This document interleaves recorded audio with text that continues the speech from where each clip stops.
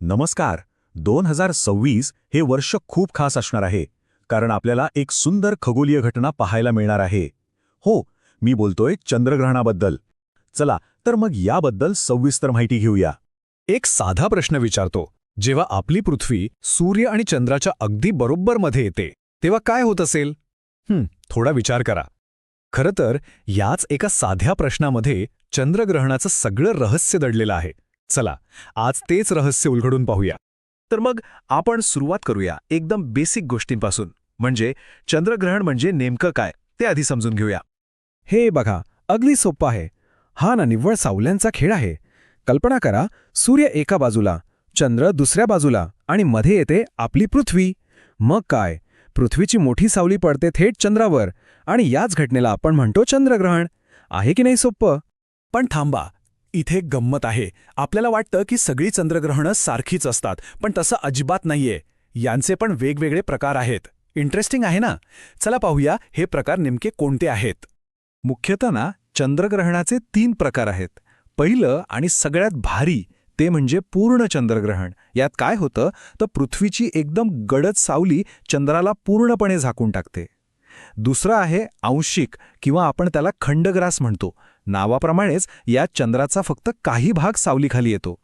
आणि तिसरं आहे उपछायाग्रहण. हे मात्र ओळखायला थोडं कठीण असतं, कारण यात पृथ्वीची एकदम विरळ हलकी सावली चंद्रावरून जाते. बरं, हे सगळं ऐकून आता उत्सुकता वाढली असेल, बरोबर? की 2026 मध्ये हे अप्रतिम दृश्य आपल्याला कधी बघायला मिळणार? चला, जास्त वाट पाहायला नको, आपण थेट त्या तारखाच बघूया. तर 2026 मध्ये 2 तारखा लक्षात ठेवा. पहिली आहे 3 मार्च आणि दुसरी आहे 28 ऑगस्ट. हो, याच 2 दिवशी आपल्याला ही महत्त्वाची चंद्रग्रहणं बघायला मिळणार आहेत. त्यामुळे आत्ताच आपल्या कॅलेंडरमध्ये या तारखांना गोल करून ठेवा. पण थांबा, एक महत्त्वाची गोष्ट.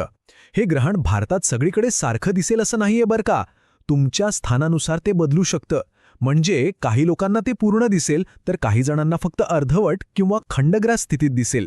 त्यामुळे हे लक्षात असू द्या. आता आपण चंद्रग्रहणातील एका अशा गोष्टीबद्दल बोलणार आहोत, जी ऐकायला खूप गोड आणि रंजक वाटते. तुम्ही ब्लड मूनबद्दल ऐकलंय का? चला, त्याचं रहस्य जाणून घेऊया. कल्पना करा, पूर्ण चंद्रग्रहणाच्या वेळी आकाशातला आपला नेहमीचा पांढरा चंदेरी चंद्र अचानक लालसर तांबड्या रंगाचा दिसू लागतो. याच दृश्याला ब्लड मून असं म्हणतात. आणि खरं सांगायचं तर हे दृश्य खूप सुंदर आणि अविस्मरणीय असतं. पण प्रश्न असा आहे की चंद्र लाल का दिसतो? यामागे एक खूपच इंटरेस्टिंग सायन्स आहे.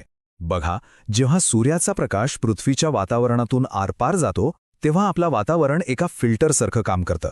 ते निळ्या रंगाला सगळीकडे विखरून टाकतं. अगदी आपल्या आकाशाचा रंग निळा का असतो तसंच काहीचं. मग उरतो तो फक्त लाल आणि नारंगी रंग, आणि तोच प्रकाश वाकून चंद्रावर पडतो. म्हणूनच चंद्र आपल्याला लालसर दिसतो. आणि हो, एक सगळ्यात चांगली गोष्ट सांगायची राहिली. सूर्यग्रहण पाहण्यासाठी आपल्याला स्पेशल गॉगल्स लागतात. पण चंद्रग्रहणाचं तसं नाहीये. हे ग्रहण थेट उघड्या डोळ्यांनी आरामात बघू शकता. ते पूर्णपणे सुरक्षित आहे. कोणत्याही खास चष्म्याची गरज नाही. बरं, आतापर्यंत आपण विज्ञानाबद्दल बोललो, पण या खगोलीय घटनेला फक्त वैज्ञानिक बाजू नाहीये. तिला एक खूप मोठी सांस्कृतिक आणि पारंपरिक बाजूसुद्धा आहे. चला आता त्याबद्दल थोडं जाणून घेऊया. आपल्या भारतीय परंपरेत ग्रहणाला एक वेगळंच आणि खूप महत्त्वाचं स्थान आहे. आजही अनेक जण या काळात काही खाणं-पिणं टाळतात, मंत्रजप, ध्यानधारणा करतात. आणि ग्रहण सुटलं की स्नान करून दानधर्म करण्याची सुद्धा एक प्रथा आहे. म्हणजे बघा, किती इंटरेस्टिंग आहे हे. एकाच वेळी चंद्रग्रहण हा एक वैज्ञानिक चमत्कार आहे आणि दुसरीकडे तो एक मोठा सांस्कृतिक सोहळासुद्धा आहे. दोन्ही गोष्टी एकत्र नांदतात. एका बाजूला आहे विज्ञानाचा दृष्टिकोन. विज्ञान काय म्हणतं की ही एक नैसर्गिक घटना आहे, ग्रह ताऱ्यांची एक रचना आहे आणि आपण त्याचं अचूक गणित मांडू शकतो.